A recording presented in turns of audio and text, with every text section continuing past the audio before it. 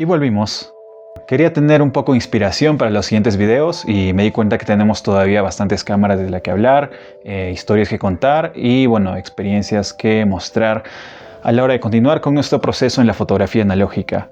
Como saben, me encantan las cámaras Zenit y ciertamente me gustaría hablar de una en concreto a la que le tengo muchísimo cariño y a la vez es de las cámaras que más he golpeado y chancado y que siempre me han dado resultados confiables y una experiencia que a mi parecer no tiene nada que envidiar a otro estilo de cámaras, sobre todo cuando Zenit se trata. En este caso, el día de hoy les hablaré un poco acerca de la historia, el funcionamiento y las pruebas que yo he tenido con la famosa cámara, y no tan famosa, Zenit 12XSL, cámara bielorrusa. Digamos que una variante de lo que serían las cámaras Zenit originales. Empecemos.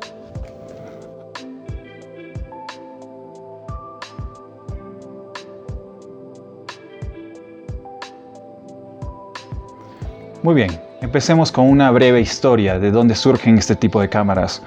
Como la mayoría conocedor de la marca puede ver, es una cámara que a simple vista es una Zenit, tiene la estructura de Zenit, probablemente un lente de Zenit. Lo más destacable aquí, como se puede ver, son en color verde, a diferencia de la Zenit de la línea original, con color blanco y letras en cirílico en muchos casos. Y en este caso es, bueno, una letra ya occidentalizada y de un color verde bastante apagado. Hay otras versiones que tienen un verde un poco más llamativo. En apariencia se parece un poco más a las cámaras que realizó Zenit posterior a la 2XP, como la 122 o la 122K, que, bueno, si bien seguían manteniendo la robustez de la marca, estas fueron hechas con modelos un poco más plasticosos y a simple vista más baratos, con acabados igual de toscos que la Zenit, pero ya no priorizando la construcción metálica que solían tener. En cuanto a las velocidades, qué decir, es una Zenit más del montón, de 1/30 bulb a 1/500, igual de limitada que la mayoría de las Zenit. Asimismo, también tiene el avance de contador de fotos afuera, lo cual ocasiona que se pueda mover dentro del maletín o de la mochila. Con un fotómetro a baterías, no es necesaria usarla, la cámara es mecánica, pero con unos titileos que la verdad confunden bastante y no siempre son confiables. También tenemos como unas varillas para poner la correa, que en mi experiencia son demasiado frágiles. De hecho, aquí si pueden ver ya se rompió una porque traté de ponerle una correa.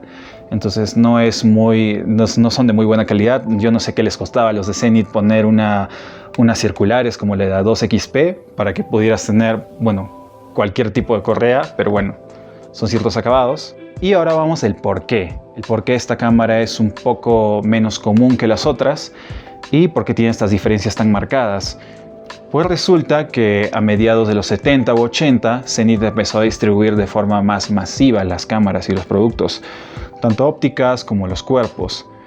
Y el asunto es que la distribuidora que tenían en ese entonces, KMZ, no pudo abarcar suficiente demanda, por lo que empezaron a tener diferentes sucursales para poder abastecerse bien. Y es ahí donde sale la fábrica de Belomo, que sería lo que hoy por hoy, bueno, es Bielorrusia, más en concreto en Vileika. Entonces, ¿qué sucedía?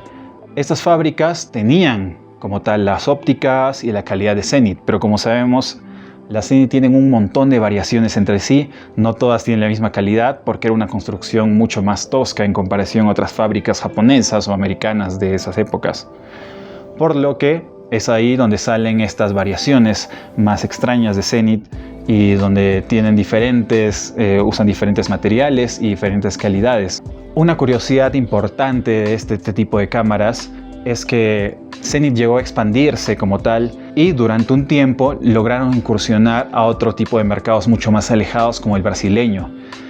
Existen versiones de esta cámara que están ensambladas y hechas en Sao Paulo, donde tiene la nomenclatura de Made in Brazilian o Made in São Paulo o Industria Brasileira, lo cual hace que estas cámaras por este lado del mundo muchas veces tengan un origen mucho más curioso y la hacen mucho más interesantes, ya que son cámaras como tal con la calidad hecha por Zenit, pero ensambladas en un país sudamericano, lo cual en esa época era bastante extraño y hasta hoy en día estas cámaras son bastante poco comunes.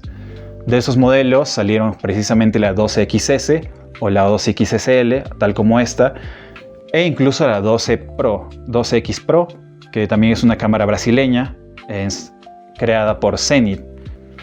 En este caso, esta no es de Brasil, me gustaría que lo fuera porque son bastante extrañas, pero esta está hecha en Bielorrusia. Como tal, la construcción sigue siendo muy básica, pero la funcionalidad sigue siendo excelente. La cámara contaba con un diafragma automático, por lo que la medición solía ser un poco mejor, y te venían con diferentes tipos de lentes, tanto Jupiter como Helios. En concreto, a mí me la vendieron con un Helios 44M, que es una versión automática del Helios 44 que todos conocemos, y la verdad es que da un toque bastante suave a las fotos. No es un lente súper nítido y sigue manteniendo ese bokeh característico que caracterizaba a la Zenit. Ahora, ¿por qué me gusta tanto esta cámara? Lo cierto es que al momento de comprar la cámara me dio bastante exaltación. Me gustó bastante los acabados, porque si bien eran toscos, era una Zenit que yo jamás había visto. Y al investigar un poco sobre la historia me terminó encantando y me pareció muy curioso cómo no habían muchas y cómo incluso pudieron haberse construido muy cerca del lugar donde vivo, ¿no? Un país limítrofe. Siendo ese el caso, la cámara funciona a la perfección. No es nada perfecta y de hecho podría poner unos ejemplos aquí de un Fuji 200 que usé con esta cámara y con una cámara superior como es la T70, y los resultados son muy diferentes, los acabados son muy diferentes. No es una cámara que te va a dar la mejor calidad, ni el mejor acabado, ni los mejores colores. Sin embargo, es excelente. Probablemente sea de las cámaras que tenían funcionalidades más completas en comparación a otras, y los materiales muy resistentes pese a que sean plásticos, por lo que es una cámara bastante confiable. No me dio ningún problema de luz, ni ningún problema en el lente, ni nada.